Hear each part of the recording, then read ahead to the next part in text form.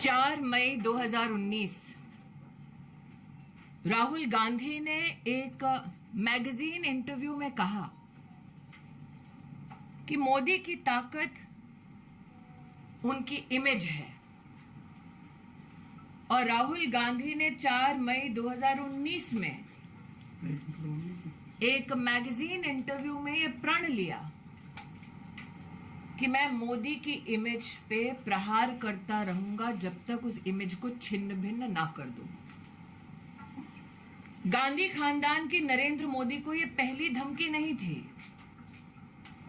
गांधी खानदान ने एड़ी चोटी का जोर आजमा लिया जब वो सत्ता में थे, लेकिन न जनता का प्रेम नरेंद्र मोदी के लिए वो कम कर सके, न जनता का साथ।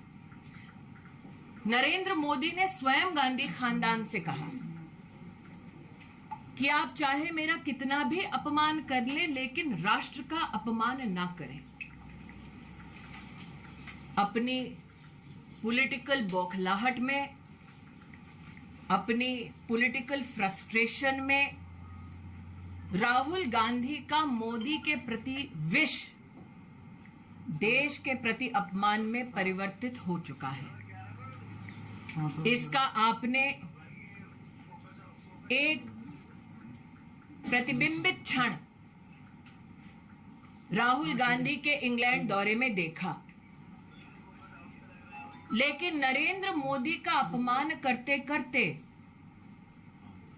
पूरे ओबीसी समुदाय का अपमान करना भी राहुल गांधी ने उचित समझा। क्या यह पहली बार है कि राहुल गांधी ने, गांधी खानदान ने दलित अथवा पिछड़े समुदाय का अपमान किया है?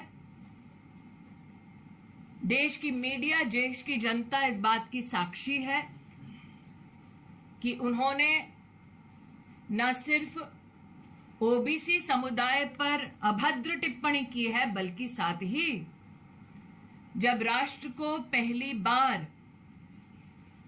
ट्राइबल परिवार की एक महिला को महामहिम राष्ट्रपति के पद तक चुनने का मौका मिला, तब भी गांधी खानदान के आदेश पर महामहिम द्रौपदी मुर्मू जी का अपमान कांग्रेस के नेतृत्व ने किया। ये बात और है कि राहुल गांधी अपनी ही पार्टी के दलित नेता से अपने चप्पल उठाते हुए दिखाई दिए और अब उनका झूठ सर चढ़कर बोल रहा है। The political psychosis of Rahul Gandhi is on full display. Rahul Gandhi 4 मई 2019 के अपने वक्तव्य पर खरे उतरने का प्रयास कर रहे हैं। नरेंद्र मोदी की इमेज पर प्रहार करने के लिए उन्होंने विदेश में झूठ बोला, देश में झूठ बोला, देश की संसद में झूठ बोला, और संसद के अपने भाषण में जो झूठ बोला उसको पूरे देश ने सुना। संसदीय कार्य पद्धति के चलते जब राहुल गांधी से कहा गया कि आपने जो कटाक्ष किया है उसको साइन करके एक एक पृष्ठ पर ऑथेंटिकेट कीजिए, राहुल गांधी ने क्या अपने एलिगेशंस को ऑथेंटिकेट किया? नहीं किया। ये वो व्यक्ति हैं जो सुप्रीम कोर्ट के सामने जाकर नाक रगड़कर माफी मांगते हैं और आज ढोंग करते हैं डरपोक ना होने का। Ladies and gentleman, on 4th May 2019, in an magazine interview, Rahul Gandhi, in his own words, claimed that Narendra Modi's greatest strength is his image. Rahul Gandhi has publicly claimed that he will attack Narendra Modi and rip his image apart. This is not the first time that someone from the Gandhi family threatened Narendra Modi. If we look at the history of the UPA, by hook and by crook, the Gandhi family tried their best to ensure that their arrogant challenge of punishing Narendra Modi for his leadership capacities to deliver development is punished. But what the Gandhi Khandan could not stop was the support of the people of India for the development politics of Narendra Modi. Narendra Modi accepted this challenge with only one request, that while the Gandhi family can attack him, this attack should not translate into an attack on the nation state. But such is the political frustration of Rahul Gandhi that a promise he made to a newspaper and a magazine could not be fructified, and hence he continued with his tirade. Like I said, the political psychosis of Rahul Gandhi is at full display. He abused and accused Modi in parliament, but could not verify his own statement by authenticating it with his own signature. This gentleman who claims false bravado in a press conference by abusing journalists went scurrying to the Supreme Court begging with an apology. That Rahul Gandhi has been convicted by a court for not abusing an individual but an OBC community is known to every citizen of our country.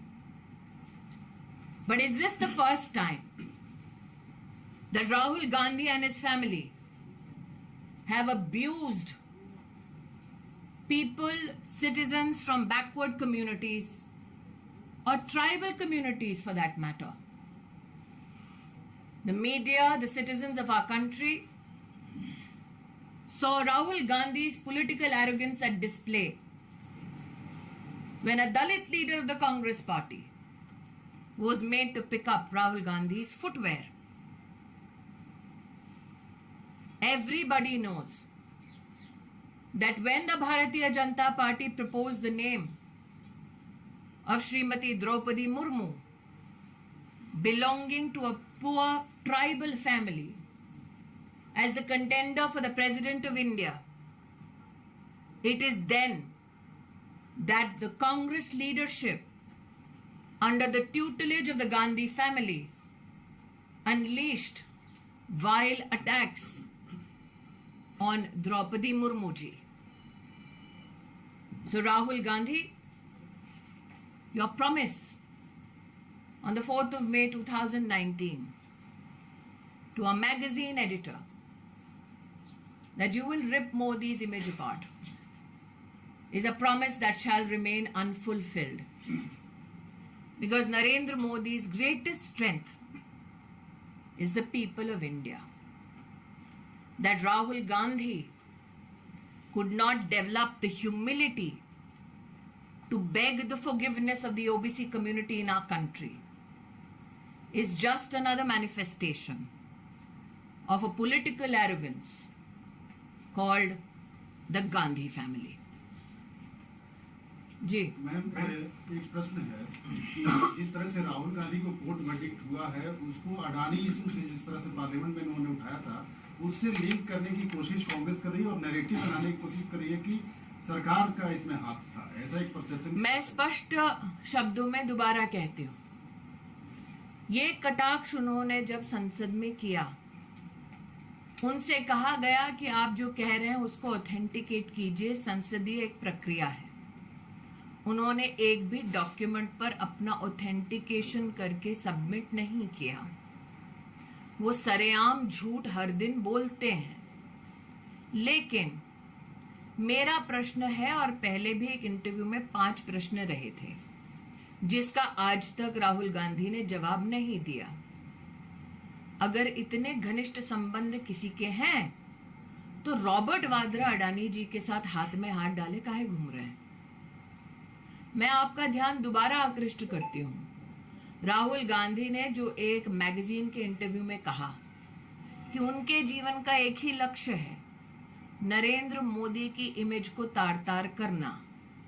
उनको ना लोकतंत्र से सरोकार है, ना court की majesty से सरोकार है, ना वो ओबीसी समुदाय के प्रति कोई सम्मान रखते हैं। उनका टारगेट सिर्फ मोदी है। मोदी का टारगेट सिर्फ देश का विकास है। स्मृति जी, कांग्रेस का कहना है कि कुछ जल्दबाजी क्या है कि आप उनका घर खाली कराने में लगे, तुरंत नोटिस। घर उनका नहीं है, जनता का है। देखिए, कांग्रेस पार्टी इस बात की आदी हो चुकी है कि जैसे अमेठी में गरीब नागरिकों की जमीन हड़पा ली, वैसे ही आज देश की राजधानी में टैक्स पेयर का मकान हड़प लेंगे। श्रीनिवास हैं, राहुल गांधी के बेहद करीबी नेता हैं कांग्रेस के। उन्होंने आपका नाम लेकर अभद्र भाषा का प्रयोग किया। उन्होंने कहा कि स्मृति ईरानी गूंगी बहरी हो गई हैं और जो मैं जानती हूँ क्या कहा है। शब्द राहुल गांधी के है, संस्कार सोनिया गांधी का है, बस जबान युवा कांग्रेस की है। और ये मैं इसलिए कह रही हूँ कि ये पहले युवा कांग्रेस के अध्यक्ष नहीं है जो अभद्र टिप्पणी कर रहे हैं। इसीलिए कहती हूँ, शब्द राहुल गांधी के हैं, संस्कार सोनिया गांधी के हैं, और जब तक ये दो हैं तब तक कांग्रेस का वो नेता जो प्रमोशन चाहेगा मुझ पर इस प्रकार की टिप्पणियां करता रहेगा। राहुल गांधी के पक्ष में मैम ये कोशिश की जा रही है कि राहुल गांधी के पक्ष में विपक्षी पार्टी को एकजुट किया जाए। वो प्रदर्शन के नए तरीके अपनाते हैं, संसद से विजय चौक जाते हैं, काले कपड़े पहनते हैं। कैसे देखते हैं मैम इसे? मैं इतना ही कहूंगी कि जिसको समर्थन देने के लिए पूरी कांग्रेस पार्टी को कोशिश करनी पड़ रही है, आपको उसका सामर्थ्य पता नहीं चल रहा। कल जो कांग्रेस पार्टी ने किया, जो स्पीकर के ऊपर आप लोग देख रहे हैं जिस प्रकार से पेपर फेंके जा रहे हैं, वो स्पीकर की कुर्सी लोकतंत्र की ताकत का प्रतीक है। क्या डेमोक्रेसी को इस प्रकार से अपमानित करने का अधिकार गांधी खानदान को है? वो लोकसभा के स्पीकर हैं, किसी पार्टी से संबद्ध नहीं है। वो कुर्सी जिसे हम लोकतंत्र का मंदिर कहते हैं, उस मंदिर की सबसे वरिष्ठ पीठ है। Ma'am, on disqualification of Rahul Gandhi, Vedant Patel of the US Department has said that I think the appropriate response will be given by the MEA, but it is intriguing for me that if you look back at Rahul Gandhi's position in England, appealing to powers across the world to intervene in India, I hope MEA can give a response to this which is to your satisfaction. But this statement compels me to reflect on Rahul Gandhi's position, where he implored that every nation in the world should intervene in Indian democracy. Ma'am, yesterday Congress party leaders were wearing black clothes and all the opposition leaders came out. They had Narendra भाई ने कहा ना कि जब प्रगति बहुत होती है तो कहीं ना कहीं काला टीका लगना जरूरी है।